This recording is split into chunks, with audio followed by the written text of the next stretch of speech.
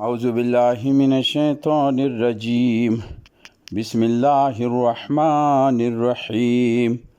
ألم يعلموا أنه من يحادد الله ورسوله فأن له نار جهنم خالدا فيها ذلك خزي العظيم يحذر المنافقون أن تنزل عليهم سورة تنبئهم بما في قلوبهم قل استهزئوا إن الله مخرج ما تحذرون صدق الله العلی العظیم. انتہائی قابل احترام دوستانوں، سورہ توبہ آیت نمبر 63 اور 66 مطالعہ مشکو انشاءاللہ. د منافقینو تذکرہ شروع ده خو په داسې باب کې چې یو طرف ته د غزوه تبوک یو عظیم یو ډېر لوی جنگ تیاری ده او ډېر لوی قوت سره سپریم پاور سره یو مقابله تیاری ده، او بل طرف ته د منافقینو یو کردار ده، یو طرز عمل ده. په هغه باندې یو لوی بحث شروع ده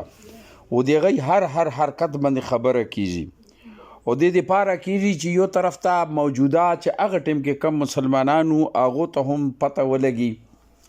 او بل طرف ته رہتی دنیا آنے والا مستقبل یعنی آخرت پورې چې قیامت پورې چې کم د مسلمانانو کم کشمکش وي د اسلام او د کفر مانځ کې هغې موقع کې مسلمانانو ته هم رهنمایي د ناملویږي. لکه ما پرون هم درس کې دا تذکره کړې وه چې نن هم په موجوده دور کې داسې مسلمان شته دي چې هغوی ځنونو ته مسلمان هم یایي او باقاعده حج عمرې هم کوي، حاجیان صاحبان هم دي اور باقاعده هغوی سینې باندې لاس کیدي چې موږ هم ایمان لرو، مګر دې باوجود مسلمانانو ته دا خبره بار بار مختلفې طریقې سره شي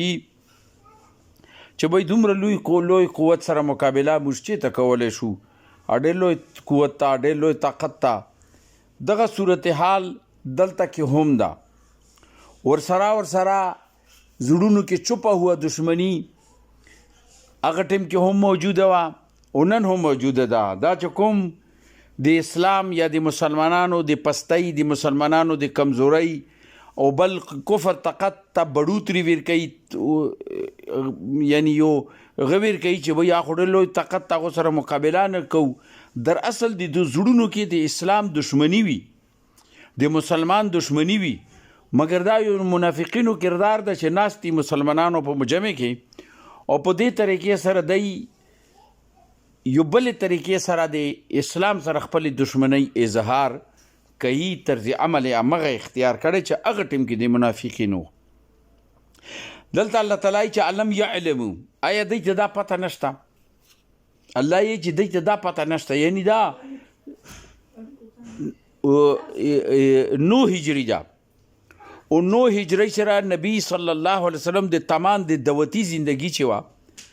هغه څومره جوړه شوه، هغه 22 سال جوړه وه، یعنی 22 سال د نبی صلی الله علیه وسلم دعوتي زندگی وه چې د مکې 13 سال ورکې میلاو کې، او په د دوران کې څومره چې د نبی صلی الله علیه وسلم مخې ته مخالفین رغلي دي هغو شکست خوړلی ده،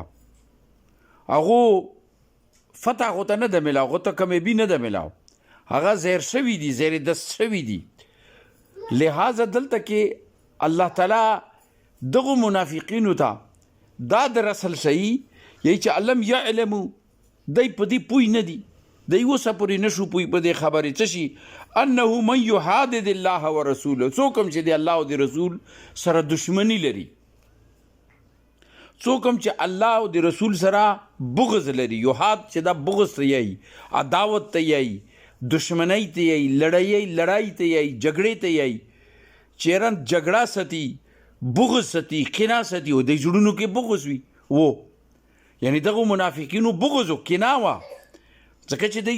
یو طرف ته ما تذکره مخکې درس کې دا شوي وه چې د خندنونو کې نه پلار زوی رور عزیز رشتہ دارانو ټولو چا پکې ایمان قبول کړی د هغه مخلص مسلمانانو دی د ډاره نه هم دغه مسلمانانو په جمع ته نوتي و چې یاره څه طریقې سره اوس موږ کور کې جګړو نه خو نشو کولی ځکه چې کور کې ورته جګړه وه کورونو کې ورته جګړه وه دغه صورتحال ننو مسلمانو کې ده چې دا د ډاره نه ایمان دی قبول کړی دی او نه حقیقت دا ده چې دی سوچ دی فکر دی جذبات دی خواهشات ټول کفر سره دي نن هم خو ناست مسلمان په جمع کې دي مسلمانانو په معاشري کې دي داسې نه ده چې منافقین غټي مو نن نشته دي بلکې نن خو کثرت سره دي لہذا الله فرمایي الم یعلموا آیا دی ته دې خبرې پته نشته نه ده ولګې دا اوسه پورې انه من یحادد الله ورسوله څوک چې د الله او د رسول سره دشمني کوي بغض فان له نار جهنم نو دا یو خبره خدا ویر کوي چې دا دی دپاره جهنم اور ده دی دپاره د جهنم اور ده الله دې موږ وساتي خالدن فیها او دی به غزه کې همیشه همیشه پاتې کیږي ذلک الخزي العظیم او دا ډیره لویه رسوایی ده بدنامي لکه رسوا چې که نه انسان الله دې وساتي موږ ټول یعنی دا ډیره لویه رسوایی ده مخکې الله فرمایي یحذر المنافقون دغه منافقین چې دي دی ته خوف ته یحذر المنافقون د منافقینو ته ډر ده یحذر ډر ده خوف ته اندیشه ده ورته څه خبرې ان تنزل علیهم سوره چې آیا دغه نبی باندې دغه پیغمبر باندې داسې صورت نازل نشي د مسلمانو چې دغه مسلمانانو باندې یو داسې صورت نازل نشي تنبئهم بما فی قلوبهم چې هغه ظاهر کی چې کم څه د دې زړه کې دي دغه منافقینو چې کم طرز عمل ځکه چې دا چې کله نبی صلی الله علیه وسلم مدینې ته هجرت وکړو نو د منافقینو دغه عنصر چې و دغه تعداد چې و دا هغه ټیم نه په مسلمانانو کې شامل شو د عبدالله بن ابی د دی سردار او د هغه په شکل باندې د هغه ګیرو د هغه ملګري د هغه ټولنه چې هغه باقاعده هغه هم هغسې وه ځکه چې هغه سره ناست پسېدلي وو د هغوی دوستانې وې او دغو منافقینو چونکې مسلمانانو سره یو معاشره وه معاشرتي زندگی وه مدینې ولا یو خلک و رشته درانو نو دی ایمان خو قبول کو مگر اننه نزړونو کې اخلاص نو بیا دی یو سلسله وه یو انه کاله رسېدا چې صورت نزیلي دا نو هجري ده دغه سره دی ته دا تجربه شوي وه دی دا کتلي و چې دغه نبي کې داسې یو کمال خو شته کمال څه ده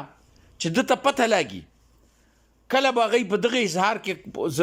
ذرې سره دا خبره ظاهروله لکه پرون درس کې تېره شوي ده چې څوک چې دته ورسي دا ورته غوږ نیسي او دغه خبره اوري دا د غوږونو ډېر کچا دی نیارې خبره اوري او اره خبره د کیږي بعض ټیم کې مړیو کنه مړه ته د هر خبره خو ما منه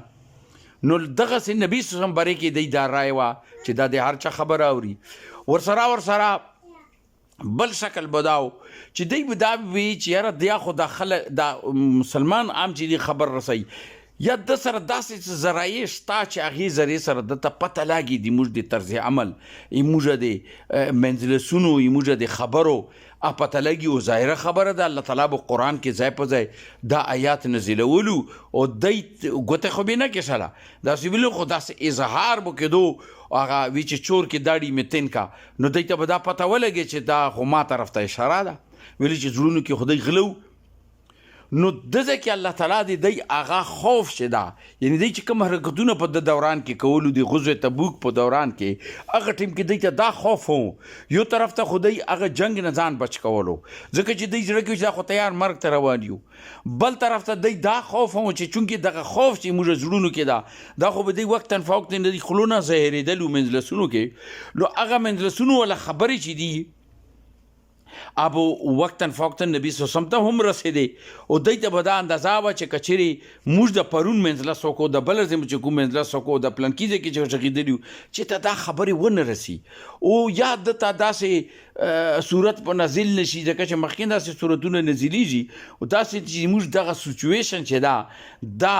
ظاهر شي. اچھا دا یو داسې موقع وه د غزوه تبوک چې دلته دواړه طرف ته یو طرف ته منافقینو فیصله کړې وه چې موږ خو نه ځو ځکه چې تیار مرګ بل طرف ته مسلمانانو هم دا نظیر کړه نظیر سخت نظیر په دو ساتلو چې دا هغه موقع ده چې دې موقع کې موږ ته د اصل او د نسل اصل او د نقل موږ ته پته لاګي یعنی مسلمانانو په جذبات کې وو وغی چې کوم خلک به پته کېدلو یا پته به ورته لګي چې دا ارادې کې نشته تلنې نو هغه ته به په بد نظر کتلو اگر چې څه به یلو نه ځکه چې نبي سسم منی کړي خو بد نظر به کتلو دی په د کشمکش کې وو چې اوس نه تلایم نشو تلنې نه تلنې فیصلې کړي وي و بل طرف ته دو مسلمانانو سره مشترنګ وو ځکه چې موږ ته ډېر عجیبه نظیر سره دی ګوري یعنی معاشره وه او ټکبېټې کې خپله کې اچھا په دغه صورت کې دی به دا هم خواهش لرو چې چېرته دی موږ د زړونو بیت چې دا که نه د زړونو کې چې کومې خبرې مو دي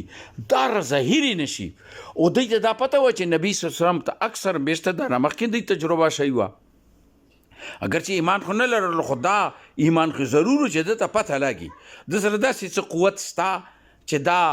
دته پته لاګي او بعضې موقع کې به دوی دا ویلو چې د قرآن چې ده د الله طرف نه ده راغلی بلکې د خپله تصنیف کوي خو هغه تصنیف خپله څرنګې کوي ځکه چې دته خو دا پته ولګي چې دا پلانکی داسې ده نو چې ته یې موږ پته ورته ونه لګي دځه کې الله تعالی هغه د دی هغه د منافقت کوم خوف چې د زړونو کې و هغه الله تعالی ظاهروي چې د زړونو کې دا خبره هم ده یحذرو دا ته خوف ته دی ډریږي د خبرې نه څوک منافقین ان دې خبرې نه تنزل علیهم سوره چې ته تاسې صورت نازل نشي تنبئهم بما فی قلوبهم چې د موږ زړونو کې چې کومه خبره پټه ده ځکه چې اصل خو موږ ته څه عذر نشته اصل خو موږ د مرګ نه ډارېږو موږ هغه ځای مقابله نه کوو یوه دویمه موږ دا خواهش ته چې دی لاړ شي چې دی ختم شي چې روم سره وجنګېږي او ختم شي دی دا خواهشې نو دغه دویړې خبرې د موږ ظاهرې نه شي دا دی ته خوف ته قرآن هغې ته قل ای نبي صلی الله علیه وسلم دی ته ووایه و زه نبی صلی الله علیه وسلم دی چې دی ته وایه استهزئو چې وړو کوئی مذاق او دا مذاق کوم د مخکې آیتونو کې دي ښه وړو کوئی مذاق ان الله یقینا چې الله قادر ده په دې شي یقینا الله فیصله کړې ده الله قادر ده مخرجن الله تعالی به ظاهروي د تاسو روباسي به ما تحذرون کمې خبرې نه چې تاسو ډارېږئ دا به ظاهروي او دا خو کله چې غزوه تبوک نه رسي مخکې تذکرې دي او ډېرې بهترینې تېرې دي ډېرې د سبق او د عبرت ولدي نو الله تعالی دلته یایي چې که تاسو څومره د کوشش کوئ خو یاد وساتئ الله دا فیصله کړې ده الله تعالی قادر ده په دې څه شي باندې مخرج ما تحذرون چې الله به روباسي د تاسو هغه کچره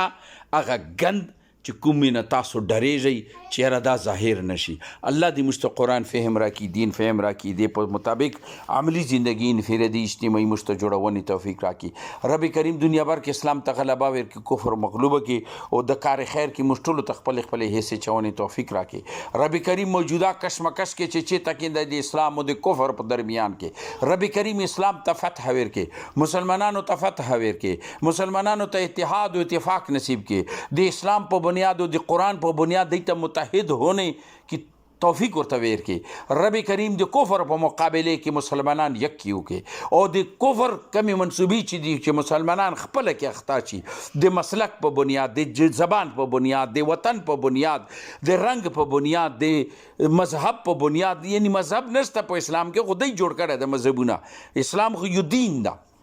لہذا دین باندې موږ ته اکٹھے ہونے کی توفیق موږ ته دی الله نصیب کی او رب کریم ایران ته او دغه ټولو ملګرو ته فتح ورکړي رب کریم امریکا او اسرائیل ناکام و نامراد کې مغلوب کې رب کریم مغلوب کې اسرائیل نست و نابود کې رب کریم مسلمانانو ته ازادي نصیب کړي دغه شیطان نه رب کریم ته مجدد دعاګانې قبول کړي او د کار خیر کې موږ ټولو ته خپل حصې چونې توفیق راکړي